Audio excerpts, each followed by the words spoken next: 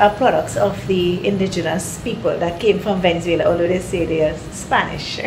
It's really the Amerindians that came, well, we believe, that came here and settled in this village, in this valley.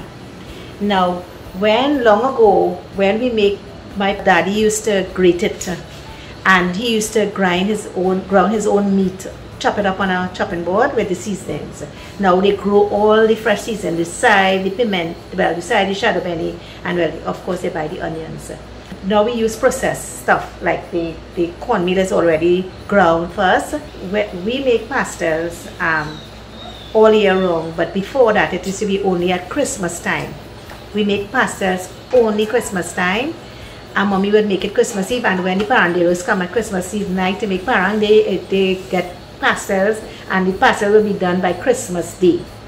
So that was just for one time for the year, Christmas. So we look forward, and in this village here, the entire village is the smell of pastels.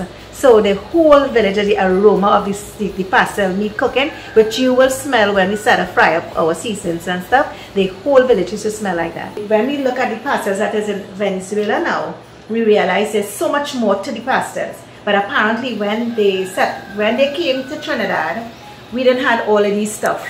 But now, because we know that there are other ingredients that is used in pastels, we too incorporate it, like the raisins, the olives, and the capers, which we put into our pastels. Some people, they don't want it, but if they do, we incorporate it.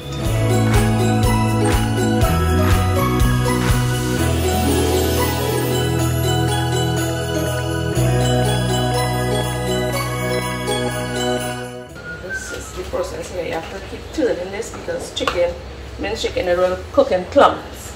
So you have to turn it in order to get it all out.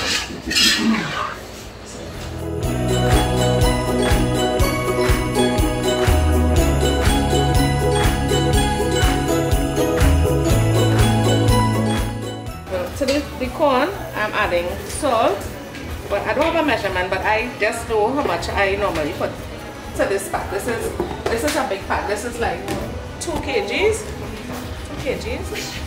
and you just have to work the corn. For me, my secret is to turn the corn, work the corn properly,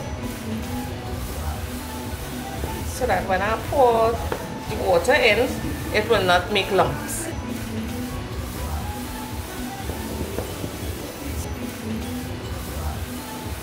This I'm adding this mug, two of this to this amount of corn. That's it. And I'm adding 1 cup of oil. Some people add butter, some people add oil. I normally use oil. So I am putting oil because I know my measurement. How much oil I know. And then I just go in this.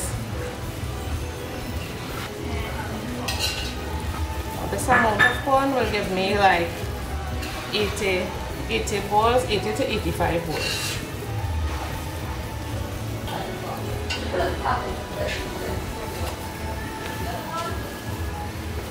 If you're a person needing corn flour, you will know that corn flour normally dries up quickly. So you must know once you have well, for me, I know the consistency of my dough, so I will know if I need more water or if I don't. Right, I don't need any more water because it's really moist, as you can see. So I'll go straight into making the balls. And I have my measurement in my hand. So this is for 1 pastel. So I'll get around 80 to 85 of those.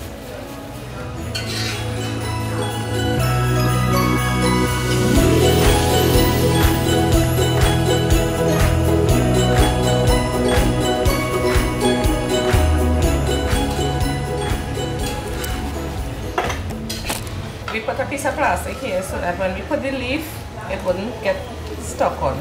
So we just, well, some people use a leaf, well, I tend to use a plastic because it lasts longer.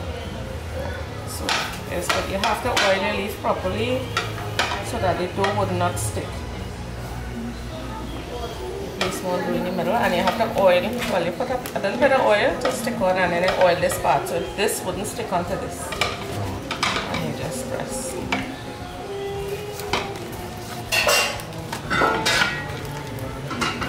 This is your dough is ready to be filled with the meat.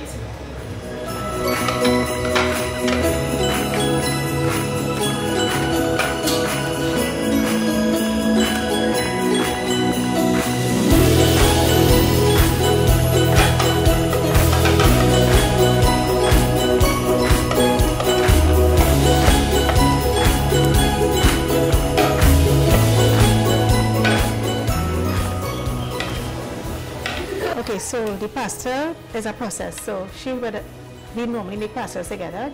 Jenny, she would do the dough, and the meat that you saw was cooking before. This is it here today. We're making chicken.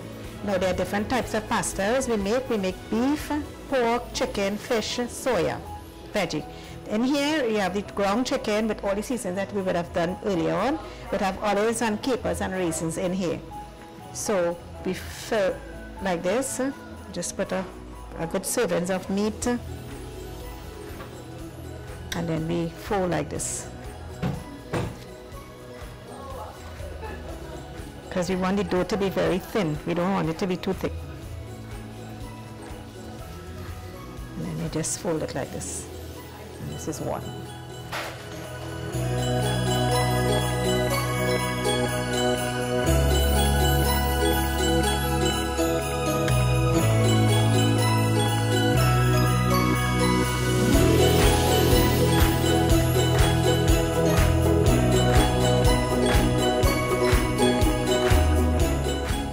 So we continue like this until we fill all the bowls.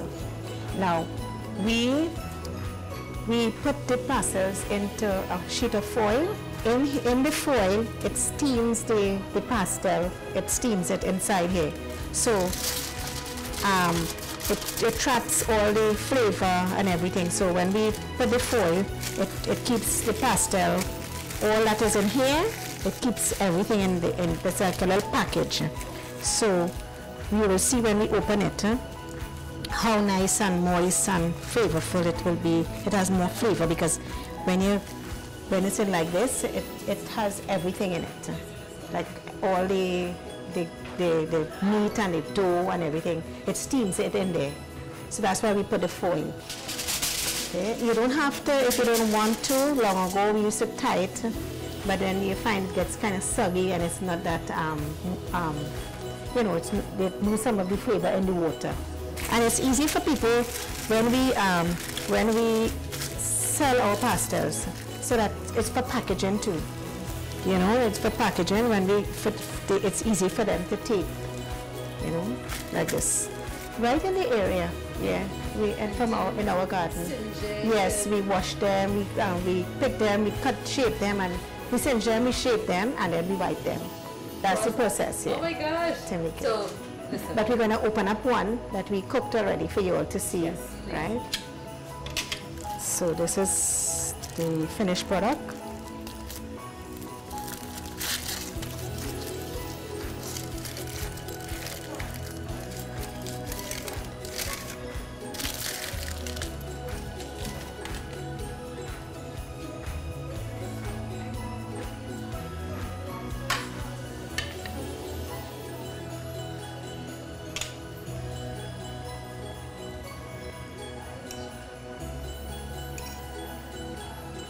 Lopinot pastelle, cocoa pie pastelle.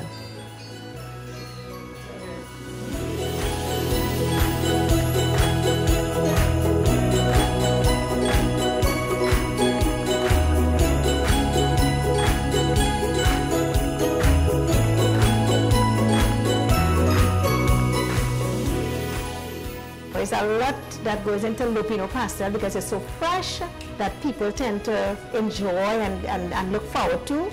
They feel it's more authentic, and maybe it's because of the fresh ingredients and the fresh everything. The leaves is planted right in our backyard, you know, and it's done like every day, you know, we do it.